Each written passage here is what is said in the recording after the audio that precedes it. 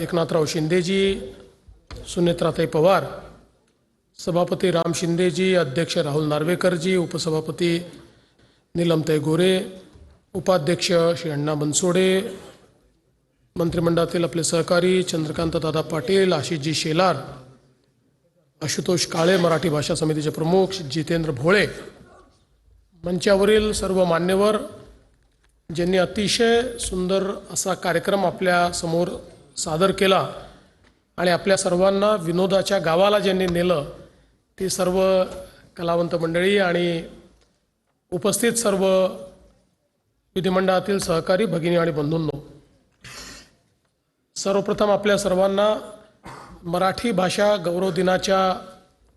मी खूप खूप शुभेच्छा देतो आणि या दिनाच्या निमित्ताने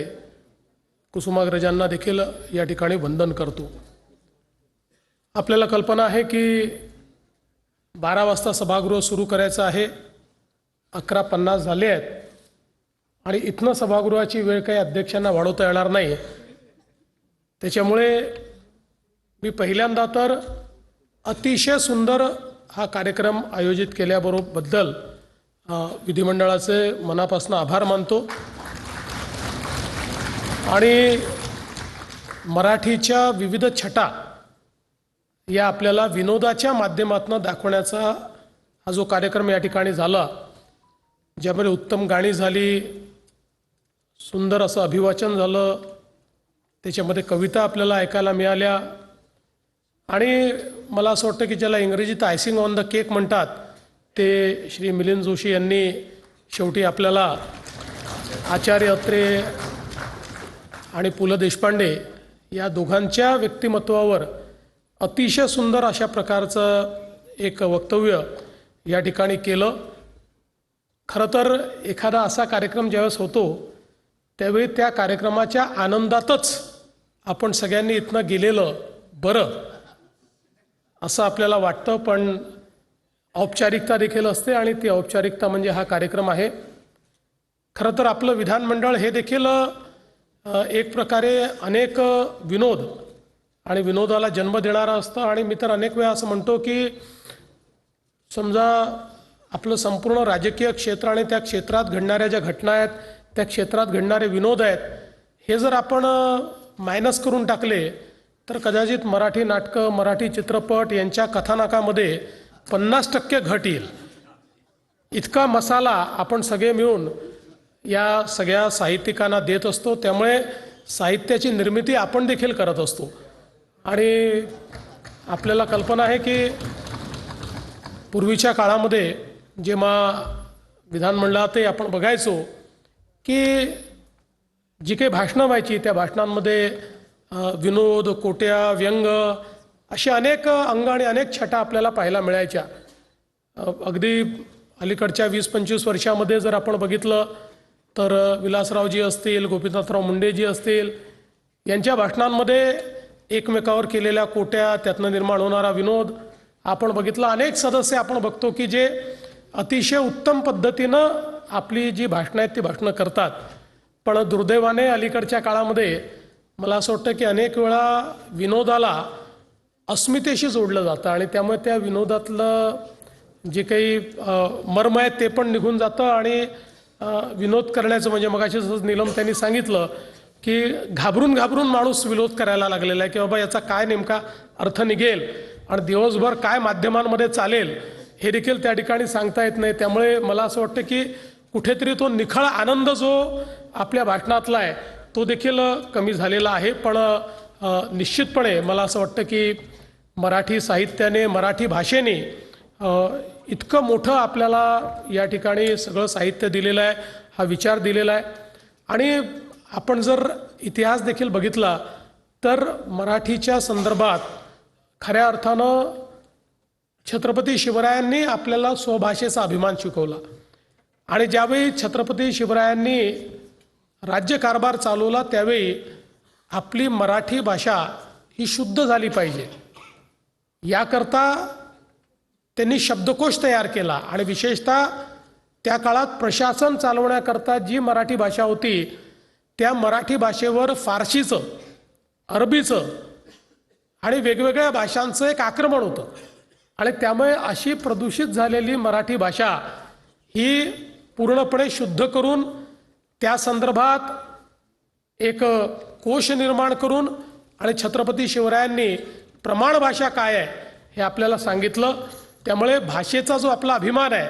हा अभिमान छत्रपती शिवरायांपासून त्या ठिकाणी सुरू होतो आणि भाषेची आपली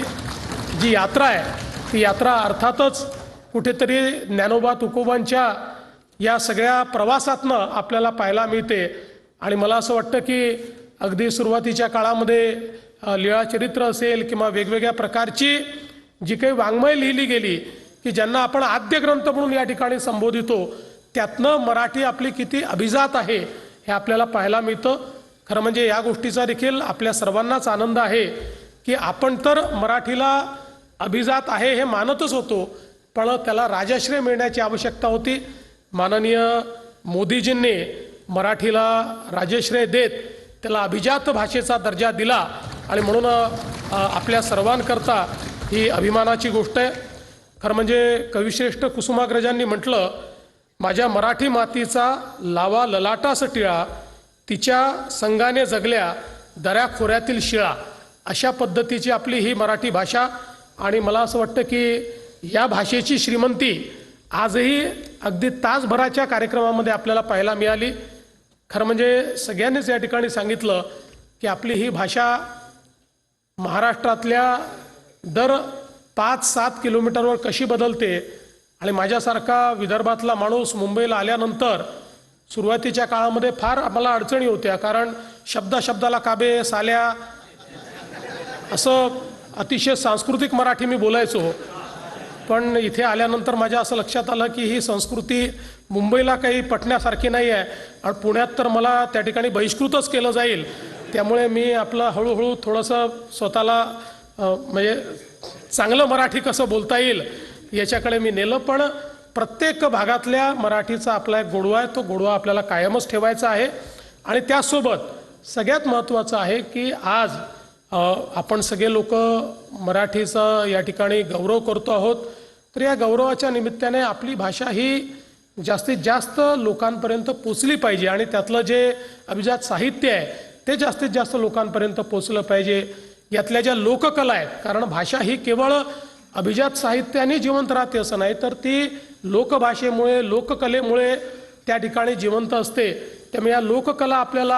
आपलं लोकसाहित्य, आपलं लोकनाट्य, आपली लोकगीतं ही सगळी कशी आपल्याला जिवंत ठेवता येतील, ती कशी आपल्या पुढच्या पिढीपर्यंत आपल्याला नेता येईल हे आपल्याला बघावं लागेल। मगाची विंचू चावला आपण बघितलं, आता विंचू चावला हा अभंग आहे एक प्रकारे, किंवा आपण जर बघितलं तर ते कसं अतिशय ज्याला आनंददायी गीत वाटतं किंवा गंमत वाटते, पण त्याच्यामधला जो काही भाव आहे, त्याच्यातला जो अर्थ आहे, तो मला असं वाटतं की कदाचित एखाद्या संताने जन्मभर आपल्याला एखादं प्रवचन सांगावं, त्यातला अर्थ आपल्याला कळणार नाही कळणार मला माहीत नाही, पण तोच अर्थ एका विंचू चावला या गीतातनं आपल्याला त्या ठिकाणी समजतो। आणि मनुष्याने कशा प्रकारे जगलं पाहिजे किंवा कुठल्या गोष्टींपासून दूर राहिलं पाहिजे हे सांगण्याचं काम विंचू चावलासारखं एक गीत या ठिकाणी करतं। आणि म्हणून मला असं वाटतं की या सगळ्या गोष्टी ज्या आहेत, या आपल्या भाषेने दिलेली ही जी देणगी आहे ही आपण निश्चितपणे त्याचं संवर्धनही केलं पाहिजे आणि ती पुढच्या पिढीपर्यंतही नेली पाहिजे। आणि त्याचसोबत आपली भाषा ही ज्ञानभाषा असली पाहिजे, कारण जगाच्या पाठीवर त्याच भाषा जिवंत राहतात ज्या ज्ञानभाषा होतात, ज्या व्यवहार भाषा होतात, ज्या भाषेतनं व्यवहार चालतात। आपण बघितलं जगामध्ये इंग्रजी सगळ्यात मोठी भाषा आहे, कारण राज्यकर्त्यांची भाषा होती, राज्यकर्त्यांची भाषा ही जगाची भाषा होते। आणि म्हणून आपणही आपल्या भाषेला ज्ञानभाषेमध्ये रूपांतरित करून कशा पद्धतीनं आपल्याला मराठीला पुढे नेता येईल, मराठीत शिकलेल्या जो व्यक्ती आहे, मराठी बोलणारा जो व्यक्ती आहे, याला मराठीमुळे प्रगती करता येते, अशा प्रकारचा भाव हा ज्यावेळी आपण जागृत करू त्याचवेळी मला असं वाटतं की भविष्यातली जी मराठी आहे त्याच्याकरता एक अतिशय मोकळी वाट आपण तयार करून देऊ। मी आज या निमित्ताने पुन्हा एकदा हा जो कार्यक्रम आहे या कार्यक्रमाकरता खूप खूप शुभेच्छा देतो। मराठी भाषेचं संवर्धन आपण करत राहूया अशा प्रकारच्या शुभेच्छा देतो। सगळ्या कलावंतांचं अभिनंदन करतो आणि या चांगल्या कार्यक्रमात मला बोलवलं त्याबद्दल आभार मानून 11:59 झालेले आहेत, 12 वाजायचे आहेत, त्याच्या आत मी माझं भाषण या ठिकाणी संपवतो. धन्यवाद. जय हिंद, जय महाराष्ट्र.